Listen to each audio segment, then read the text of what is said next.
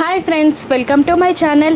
అహల్యని యామిని ఇలా బెదిరిస్తూ ఉంటుంది. నువ్వు ఇచ్చిన కంప్లైంట్ వాపస్ తీసుకుంటున్నానని ఈ పేపర్స్ పైన సంతకం పెట్టు అని అహల్యని యామిని బెదిరిస్తూ ఉండగా ఆ కంపెనీకి మీకు సంబంధం ఏంటి అని అడుగుతూ ఉంటుంది అహల్య. ఆ కంపెనీ నా ఫార్మా కంపెనీ అని అంటూ ఉంటుంది యామిని.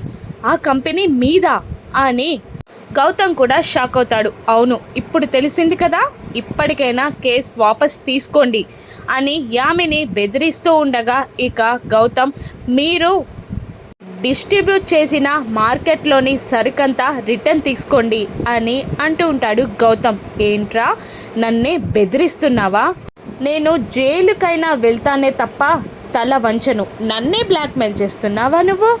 నీ చెల్లెలి జీవితం నా చేతుల్లో ఉందని గుర్తుపెట్టుకో. నన్ను కాదని నీ చెల్లెల్ని నా కొడుకు పెళ్లి చేసుకోడు.